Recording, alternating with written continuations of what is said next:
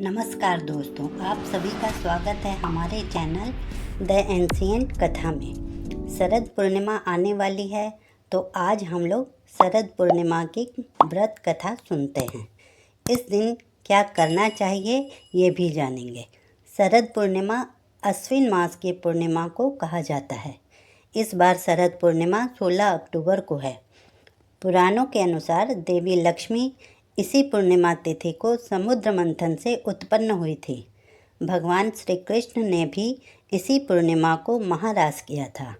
इस रात में चंद्रमा अपनी 16 कलाओं से पूर्ण होकर आकाश से अमृत वर्षा करते हैं और वैभव की देवी लक्ष्मी अपने पति श्री हरि के साथ पृथ्वी पर भ्रमण करने आती हैं। लक्ष्मी विष्णु के स्वागत में इस रात को कैसे पूजा करें और शरद पूर्णिमा की कथा को सुनते हैं। तो कथा इस प्रकार है। एक साहूकार था, उसको 2 बेटियां थीं।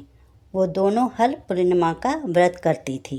दोनों बेटियों में जो बड़ी बेटी थी वो पूर्णिमा का व्रत पूरे विधि विधान से और पूरा व्रत मन से करती थी। छोटी बेटी व्रत तो करती थी, लेकिन व्रत के नियमों का पालन नहीं करती थी।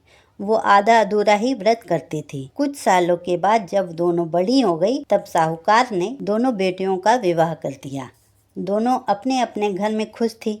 बड़ी बेटी के घर समय आने पर स्वस्थ संतान का जन्म हुआ। उधर छोटी बेटी के यहाँ भी संतान का जन्म हुआ, लेकिन वो संतान जन्म लेते ही दम तोड़ देती थी। 2-3 बार ऐसा ही हुआ। तब छोटी बेटी दुखी होकर पंडितों को बुलाकर उनसे अपनी व्यथा कही और धार्मिक उपाय पूछने लगी। तब ब्राह्मणों ने कहा कि तुम पूर्णिमा का अधूरा व्रत करती हो, इस कारण तुम्हारा व्रत फलित नहीं होता है। तुम्हें अधूरे व्रत का दोष लगा है। ब्राह्मणों की बात सुनकर छोटी बेटी ने पूर्णिमा का व्रत पूरे विधि विधान से करने का निर्णय लिया, लेकिन पूर्णिमा आने से पहले ही उसने एक बेटे को जन्म दिया और जन्म लेते ही बेटे की मृत्यु हो गई। इस पर उसने अपने बेटे के शव को एक पट्टे पर रख दिया और उसे एक कपड़े से अच्छी तरह से ढक दिया कि किसी को पता न चले। फिर उसने अपनी बड़ी बहन को बुलाया और वही पट्टा उसे बैठने के लिए दे दिया। जैसे ही बड़ी बहन उस पर बैठने लगी तो उसके लहंगे की किनारी उस मरे हुए बच्चे को छू गई और बच्चा जीवित होकर रोने लगा। इस पर बड़ी बहन डर गई और छोटी बहन पर क्रोधित होकर डांटने लगी कि तुम मुझ पर इस बच्चे की हत्या का दोष और कलंक लगाना चाहती हो। मेरे बैठने से यह बच्चा मर जाता तो क्या होता। इस पर छोटी बहन रोते हुए कहने लगी कि बहन, ये बच्चा तो पहले से ही मरा हुआ था। तुम्हारे तप और स्पर्श के कारण यह तो जीवित हो गया है।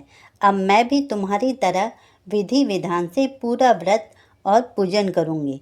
इसके बाद उसने पूर्णिमा का व्रत पूरे विधि विधान से किया और व्रत के महत्व और फल का पूरे नगर में प्रचार किया। जिस प्रकार माँ लक्ष्मी और श्री हरि विष्णु ने साहूकार की बेटी की कामना पूर्ण कर सौभाग्य प्रदान किया, वैसे ही हम सब पर भी माँ लक्ष्मी कृपा करे।